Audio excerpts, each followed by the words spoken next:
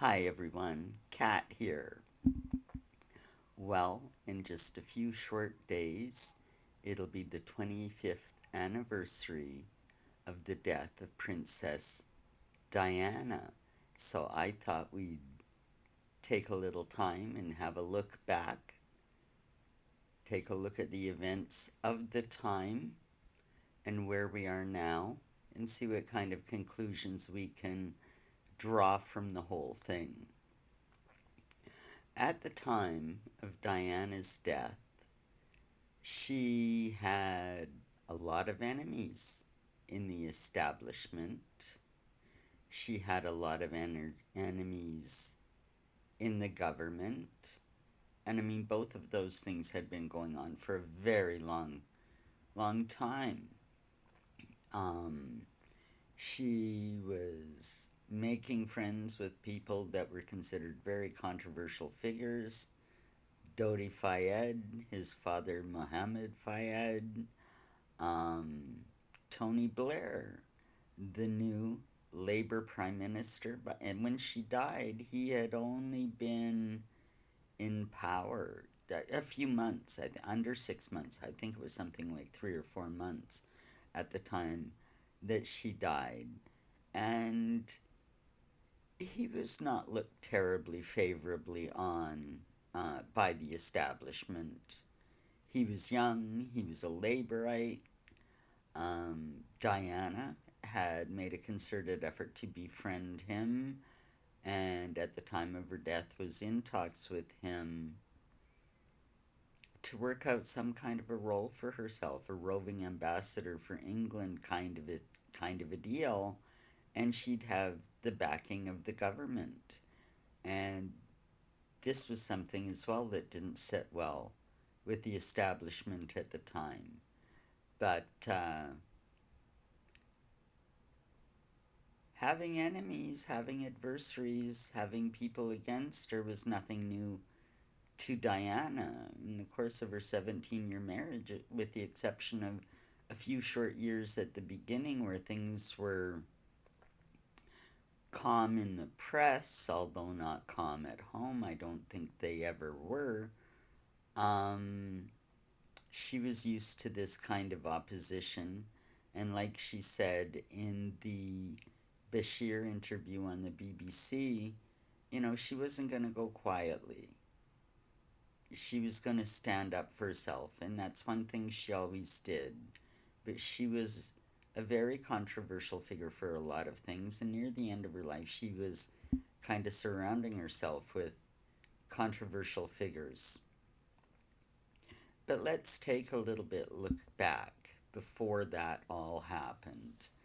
Um, Couple of early years with Charles were okay, I guess. She has said, she did love him at the time.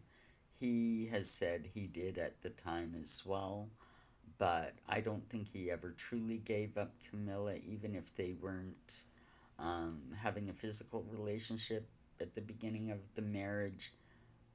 They were having an emotional one, and that's just as harmful. I mean, Diana knew all about that from the very beginning. And that was one thing that really upset her.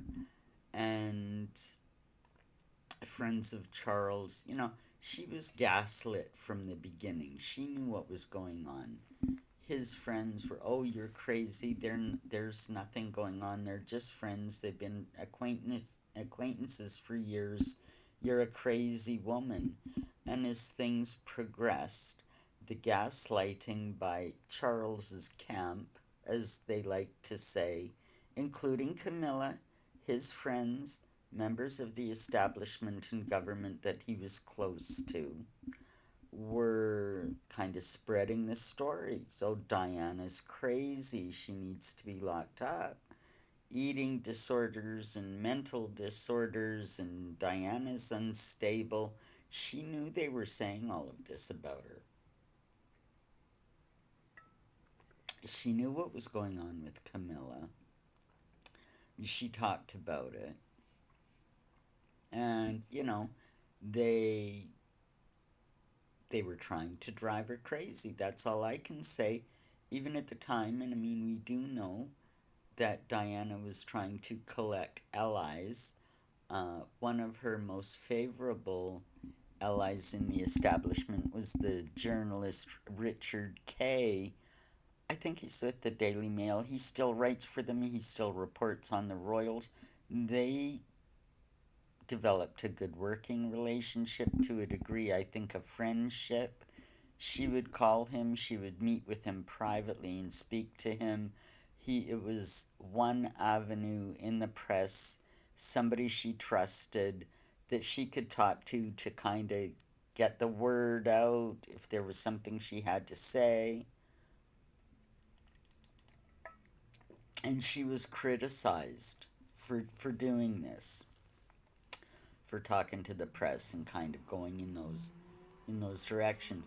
But don't forget, at the same time, Charles's camp, his friends, they were talking to the press, spreading the story of how unstable Diana was, how this was terrible, poor Charles, what's a man to do? She needs to be locked up. She's crazy. Um, Camilla had a friend in the press. I can't remember which newspaper, but you can find the information online. Um, just as Diana was talking to Richard Kay, there was Camilla. Well, she was sleeping around with Charles while he was married to Diana and two young kids. She was running to her friend in the press and saying, Diana's unstable, she's crazy, she needs to be locked up, the girl is mad, we need to get rid of her.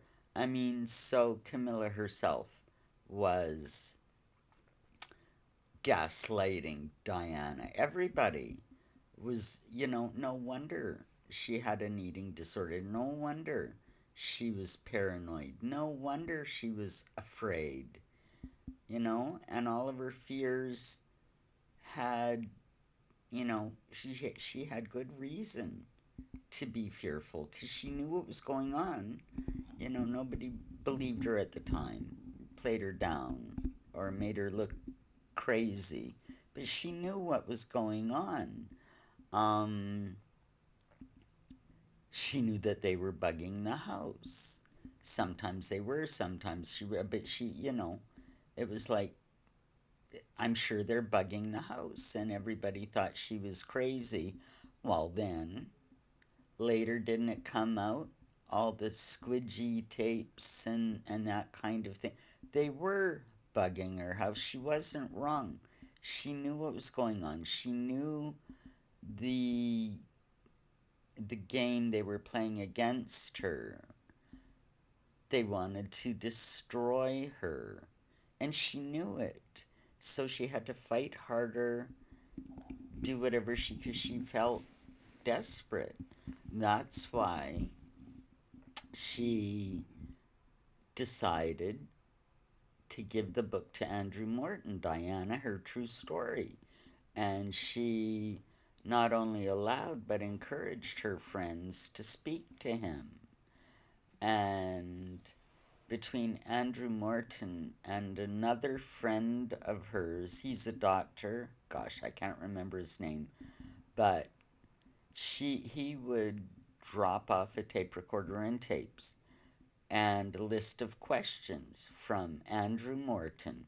She would sit in her apartments at Kensington Palace and answer the questions one by one on the tapes. Then her friend would come and pick them up, deliver them to Andrew Morton, and this is what he used as the majority of the book. He also had permission to speak to all of her friends, get confirmation of things, and that book was a blockbuster. I read it. I used to have it. I can't find my copy now. A couple of moves later, and you don't know where anything is.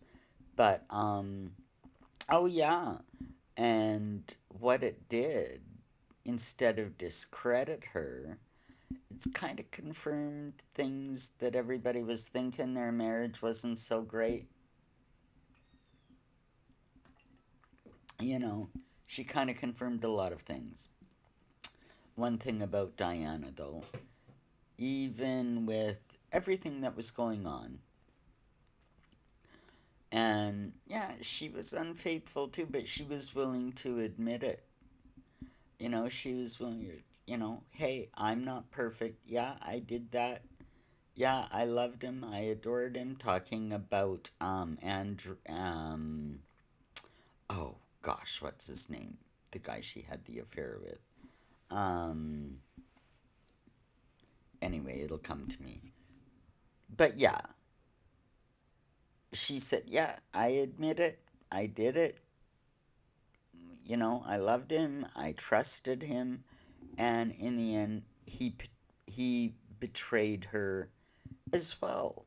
He wrote a sort of kiss and tell book. I think he wrote a couple, but Major James Hewitt, that's his name. Also, for years rumored to be the real father of Harry, which who knows if we'll ever get that story straight. There's a whole rabbit hole right there. But yeah, so, at least that's one thing. And when the book came out, people really identified with her because she was so honest. Um, Now, a lot of the things having been gaslit like that, and it continued. They could say, oh, the ramblings of a crazy woman. Well, not really. She kind of knew what was going on. Um, Even to the point, I think it was something like 4 years before her death. It was before the divorce, at least a couple of years before the divorce. She had given her lawyer and at least two or three people, she had given copies of a letter that she wrote, um, claiming that she had information that Charles was planning to do her off in a car accident, brain injury, whatever, get her out of the way. She she had these fears for years to the point where she gave that information to her lawyers and to some special people. I think Richard Kay even got a copy. I'm not sure, but I think I heard that. So, she was kind of in fear for her life. She was fighting for her life at this point, is I think how she felt. And still, the gaslighting kept going. And we get to the point of the Martin Bashir interview with the BBC. What we know now, but we didn't then, is that Martin Bashir used mocked up, forged bank documents showing that members of her staff had been paid to spy on her, basically, and report back. They had all kinds of fake documents that Martin Bashir had cooked up and then went to her brother, Diana's brother Charles, and said, look at all of this.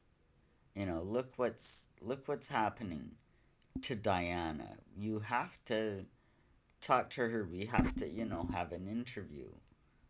You have to let her know what's really going on. I mean, it was all a lie. They hoodwinked her brother. He went to Diana and said, "Look at all this evidence I have. Look at all this information." It made her mistrust of people even that more amplified, because here were documents that her brother even verified saying members of your staff are spying on you and reporting back to Charles's camp, and here's the proof.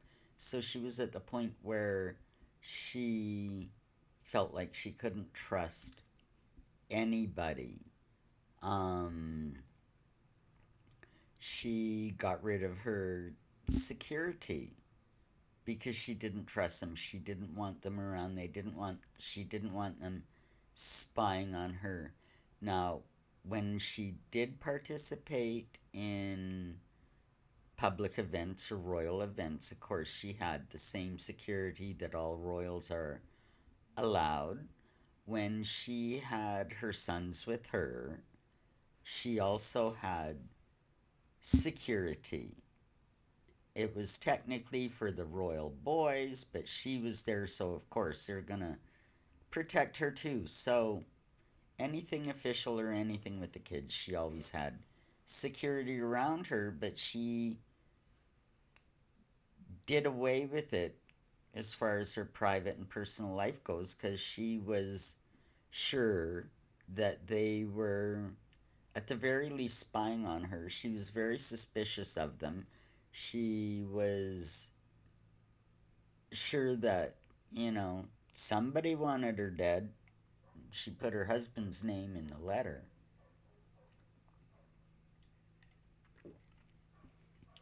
So it was, I can imagine only, a really horrible, horrible time for her. Um, a little prior to this, she had cut down a lot of her charity work and I think only kept six that were the most important to her that she could kind of do on her own terms. She wanted to have less of a public life in order to give her time to sort her private life out. And the public was okay with that.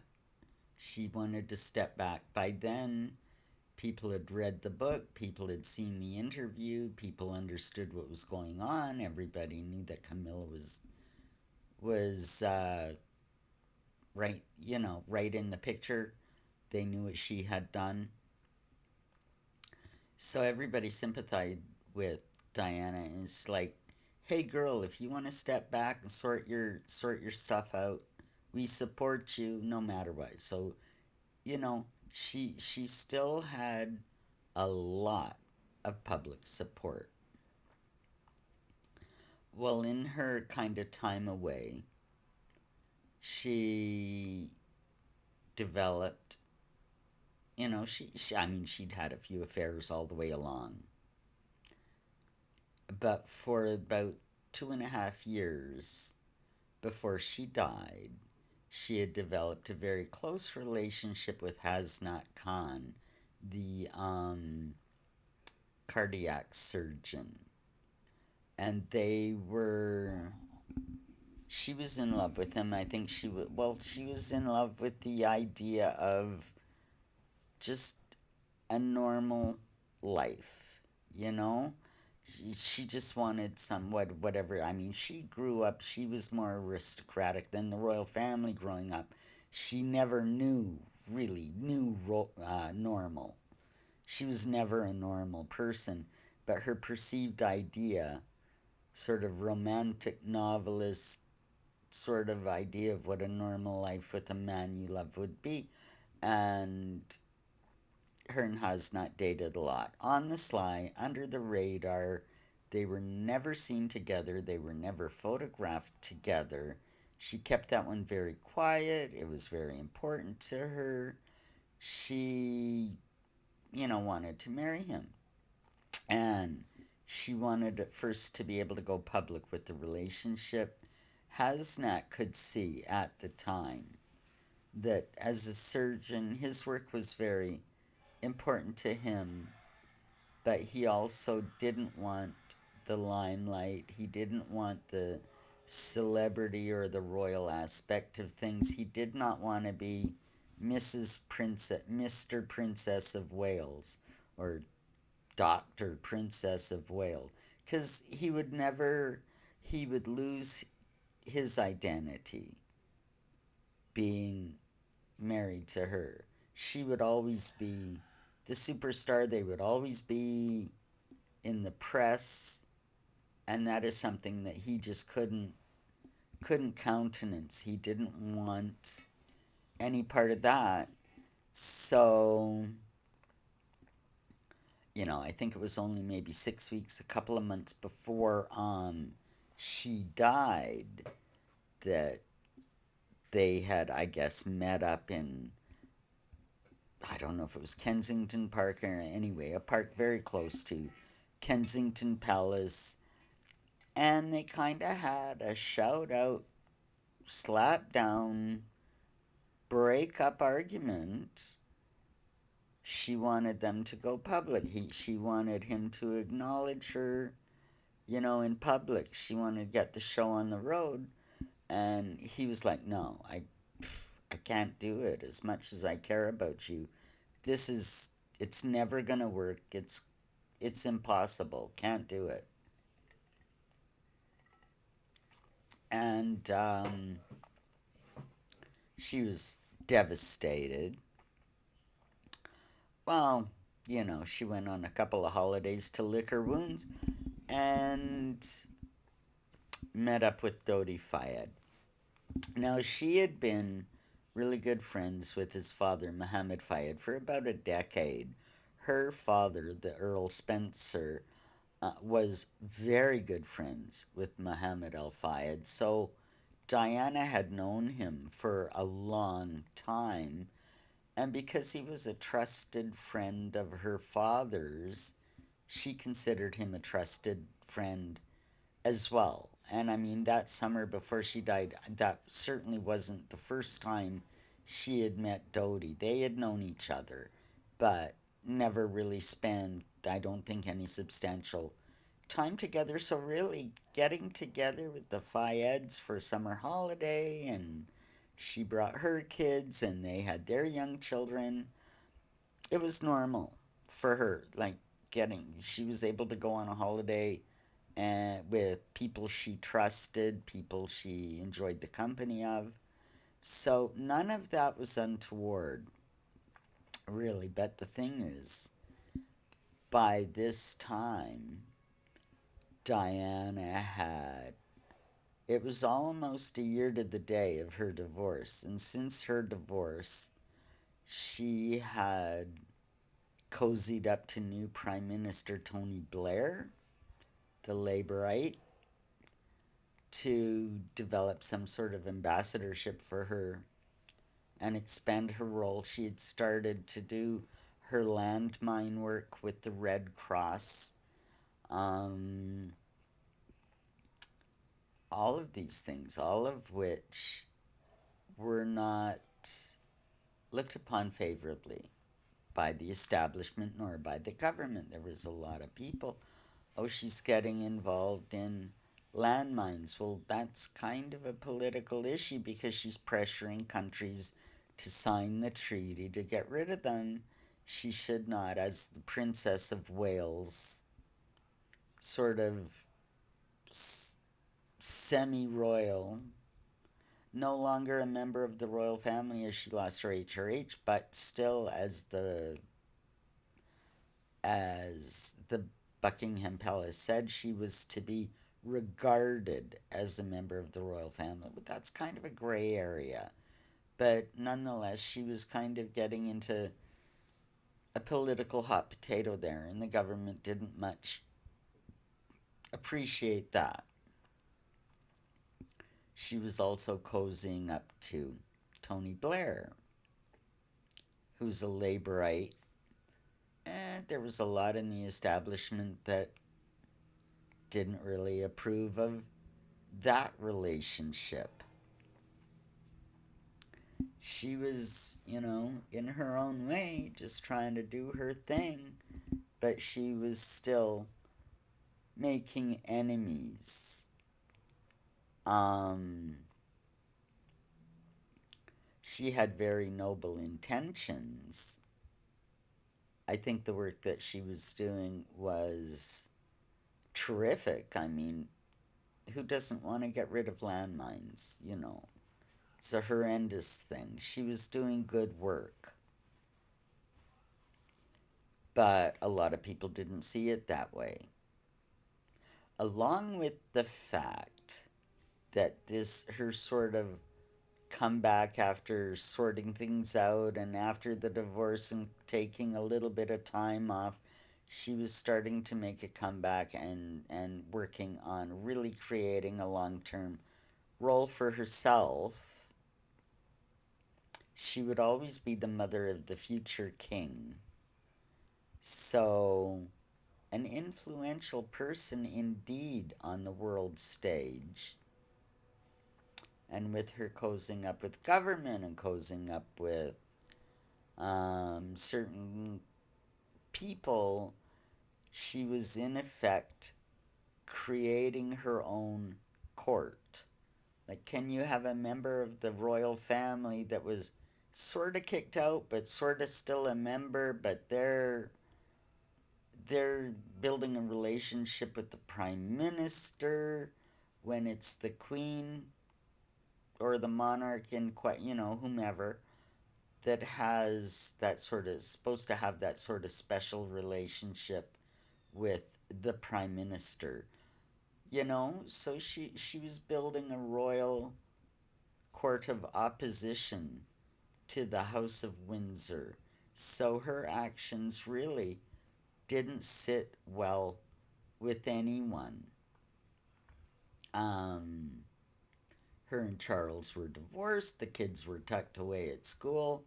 Charles still had the dilemma of, well, yeah, he's got Camilla by his side and everybody knows it, but they couldn't really come out and publicly flaunt it. Well, it was a very inconvenient time for Charles. It was a very awkward time for him. It was kind of a dangerous time for the monarchy.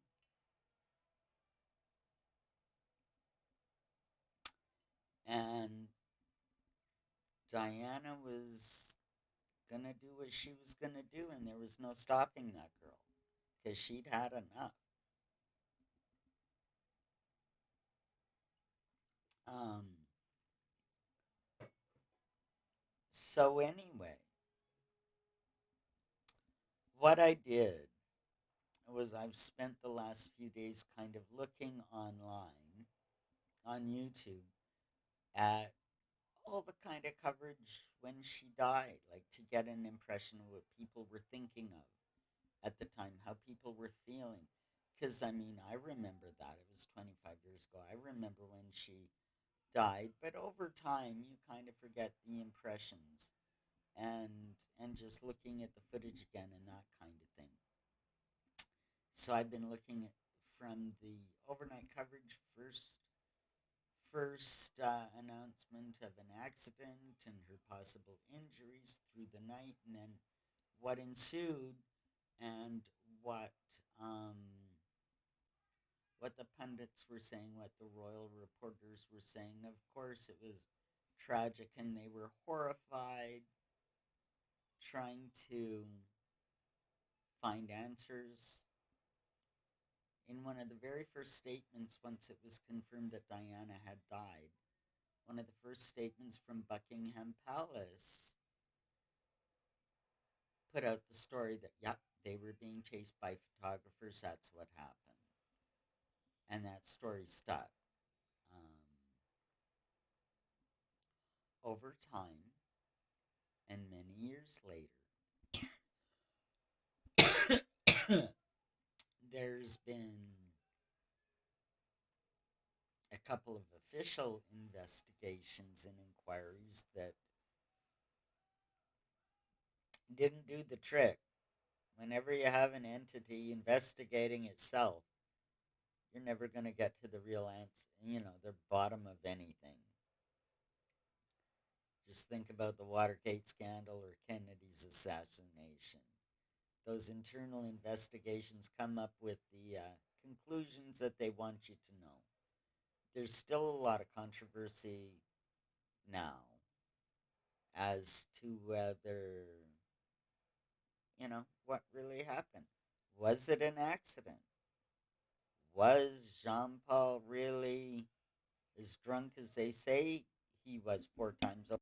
legal limit or whatever. Um, there's questions about those autopsies. There's been, many investigative reporters have looked at this information above and beyond what the official ones were, and there's a lot of discrepancies. Some of it you might sell foil hat theory stuff. Some of it you might say, well, something happened, but I can't figure out who did it or how it was done. There's other investigations that are out there in the public domain that will conclude to tell you who did it and how it was done. And the evidence is pretty compelling. I, for one, my opinion, I don't think it was just a random horrible accident. I think it was a planned event. How it was done and who did it, I don't know. I have some theories, but I mean, honest, I don't know. We'll never know. Um, but I think there was nefarious things afoot. I think it was a planned event, made to look like an accident. But when you've got, the establishment, the government, the very powerful people that see you as a threat, I mean, we've seen this kind of stuff before. Just my opinion, just my opinion, but that's where I'm at. Not willing to say who or what or how it was done. I researched a lot and I have some ideas, but we'll probably never know.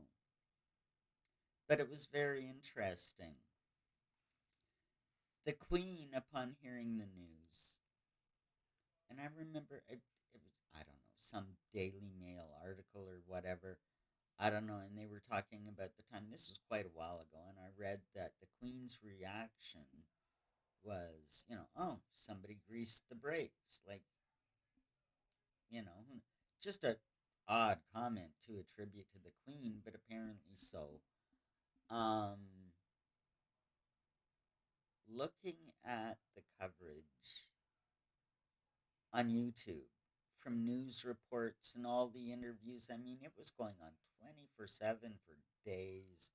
They had royal reporters, they had people from government, they had, you know, journalists, just hours and hours of discussing the events and all of that. It was really quite something to look at it all again after so much time. But one thing that struck me very interestingly was, and I won't mention his name, but in one of the videos, in one of the news reportings, they were interviewing this guy, and he was a prominent figure, and he said, "Well, you know," he said, "you hate to say it, but you gotta say it."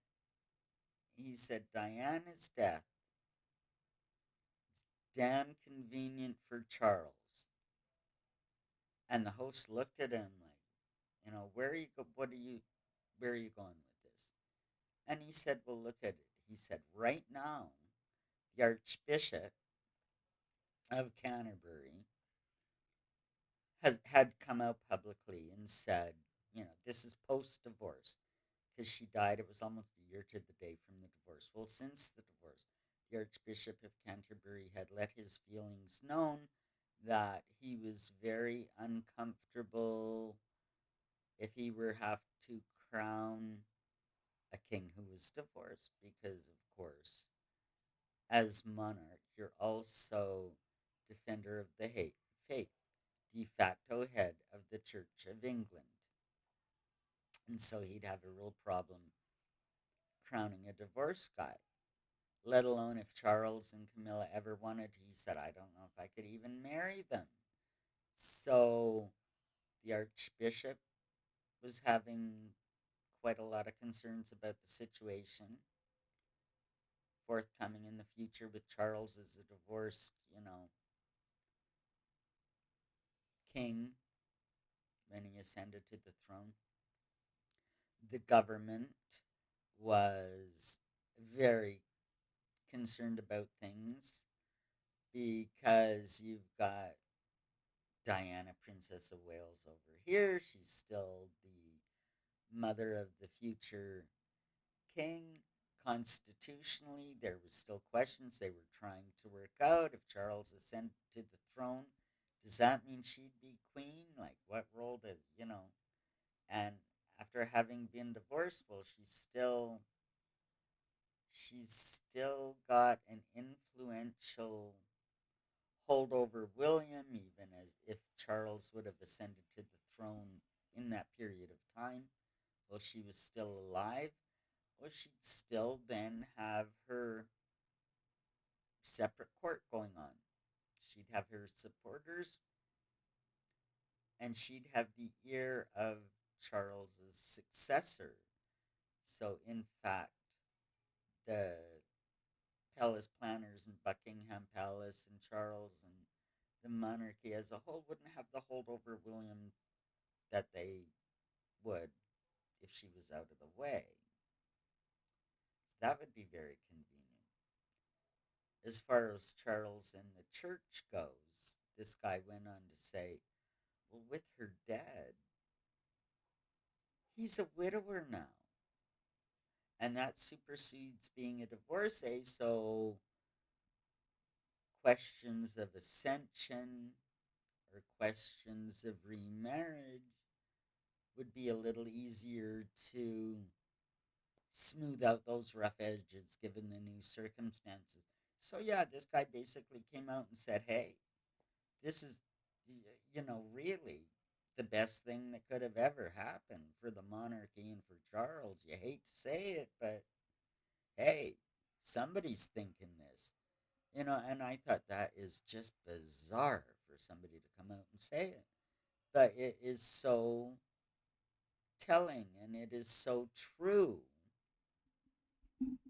And whenever you look at something like this, like, conspiracy theory or whatever, kind of if you're trying to figure out who did it, what actually happened, how did it happen, who could have been involved, who might have been responsible, what you look at in a critical way in any of these kind of situations, you got to look at, well, who would have benefited from this? Well, in spades, the royal family, the monarchy as an institution, and especially Charles benefited from this. So we shall see. I don't know, maybe someday we'll all get to the bottom of this and there'll be a definitive answer. I think right now most people do believe that what happened wasn't a simple accident, even though we don't know how it was done or who did it, whatever. Most people feel that she was taken out for whatever reason, and that's my opinion. You might have another opinion. Take a look at some of the info out there. Take a look so you can make a decision for yourself. But one thing to be said, her untimely death was one of the most timely presents the monarchy could have gotten at the time. And we'll leave it at that. As Tony Blair said, she will always be the people's princess. She'll grow in our hearts and our thoughts and our memories. And that's how we'll remember her, and that's how we do. Her legacy has lived on, and I think she is popular. She was never really put on a pedestal, and thank God for that. We don't need to canonize the woman, but she was well loved, and I think that her legacy is going to continue. So that's a good thing. But in time, hopefully, we can get some answers to the rest of the story. Have a great day, folks. Like and subscribe. Hit the little bell so you know next time I put something up. Take it easy. Bye bye.